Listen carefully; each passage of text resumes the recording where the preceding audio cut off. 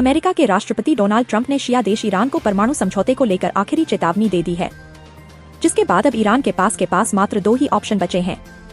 इसमें या तो ईरान संयुक्त राज्य अमेरिका की बात मान ले या फिर ईरान को अमेरिका के भयानक हमले का सामना करना पड़ेगा। हालांकि अब सिर्फ डोनाल्ड ट्रंप के आखिरी आदेश का इंतजार है। डोनाल्ड ट्रंप के दोबारा राष्ट्रपति बनने के बाद से अमेरिका और रूस के रिश्तों में मिठास घुलती नजर आ रही है। पिछले 2 महीने में इसके कई उदाहरण देखे जा चुके हैं।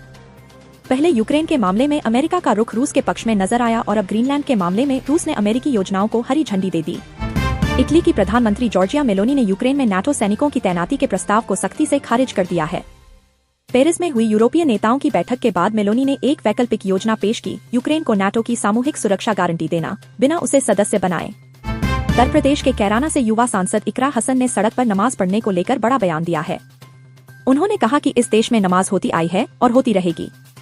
हर मजहब का सड़क पर जुलूस होता है, हमारा 10 मिनट के लिए हो जाएगा तो क्या दिक्कत है। इस पर सुप्रीम कोर्ट को संज्ञान लेना चाहिए। दराबाद के सांसद असदुद्दीन ओवैसी ने एक बार फिर आरएसएस पर हमला बोला है। उन्होंने यूपी के सीएम योगी आदित्यनाथ के बयान पर प्रतिक्रिया देते हुए कहा कि देश को आरएसएस की विचारधारा से खतरा है। सीएम योगी ने पिछले दिनों कहा था कि 100 मुस्लिम परिवारों के बीच 50 हिंदू परिवार सुरक्षित नहीं रह सकते। ईद से पहले सड़क पर नमाज पढ़ने को लेकर सियासत गरमाई हुई है। अब दिल्ली AIMIM के अध्यक्ष डा. शोएब जमई ने बीजेपी पर बड़ा हमला किया है। शोएब जमई ने कहा कि यह दिल्ली है, मेरठ और संभल नहीं, जहां सड़कों पर नमाज नहीं पढ़ सकते। अगर मस्जिद में जगह कम पड़ी तो सड़कों पर नमाज पढ़ी जाएगी। भारत की सियासत में इफ्तार पार्टियों का अपना अलग ही महत्व रहा है। ईद के मौके पर राजनेताओं को अपने समीकरण दिखाने और शक्ति प्रदर्शन का भी ये एक मौका होता था। पर 2014 में नरेंद्र मोदी के पीएम बनने के बाद बीजेपी ही नहीं, विपक्ष भी इन पार्टियों से कन्नी काटने लगा। कभी देश के प्रधानमंत्रियों से लेकर राष्ट्रपति और मुख्यमंत्रियों तक के लिए इफ्तार पार्टियों का आयोजन करना जरूरी हो गया था। रमजान का पवित्र महीना अपने अंतिम चरण में प्रवेश कर चुका है और अब पूरी दुनिया के मुसलमान ईद उल फितर की प्रतीक्षा कर रहे हैं।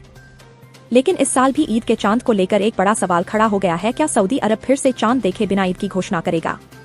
भारतीय जनता पार्टी कम से कम 30 साल तक केंद्र की सत्ता में बनी रहेगी, ये कहना है केंद्रीय गृह मंत्री अमित शाह का। उन्होंने कहा कि लोकतंत्र में किसी भी पार्टी की जीत उसकी कड़ी मेहनत पर निर्भर होती है। अगर आप खुद के लिए नहीं बल्कि देश के लिए जीते हैं तो आपकी जीत पक्की होगी। एक निजी कार्यक्रम में उन्होंने कहा कि जब मैं भाजपा का राष्ट्रीय अध्यक्ष था तो मैंने कहा था कि भाजपा अगले 30 वर्षों तक सत्ता में रहेगी। इस वक्त बांग्लादेश में सरकार चला रहे मोहम्मद यूनुस चीन के दौरे पर हैं। गुरुवार देर रात यूनुस बीजिंग के कैपिटल इंटरनेशनल एयरपोर्ट पर उतरे। जानकार उनकी इस यात्रा को बांग्लादेश के आर्थिक और रणनीतिक संबंधों को मजबूत करने की दिशा में एक बड़े कदम के तौर पर देख रहे हैं। भारत के पड़ोसी देश नेपाल में एक बार फिर से बवाल मचा हुआ है। वहां पर राजशाही और हिंदू राज्य का दर्जा बहाल करने को लेकर लोग सड़क पर उतर आए हैं। इसकी वजह से काठमांडू चारों ओर हिंसा की आग में जल रहा है। वहीं दूसरी तरफ प्रजातंत्र समर्थक भी प्रदर्शन कर रहे हैं। शुक्रवार को नेपाल पुलिस ने प्रजातंत्र समर्थक प्रदर्शनकारियों को तितर-बितर करने के लिए आंसू गैस और पानी की बौछार का इस्तेमाल किया। शुक्रवार को सेंट्रल म्यांमार में 7.7 तीव्रता का शक्तिशाली भूकंप आया। इससे राजधानी नेपिडो में सड़कें टूट गई, जिसका भयावह वीडियो सामने आया है।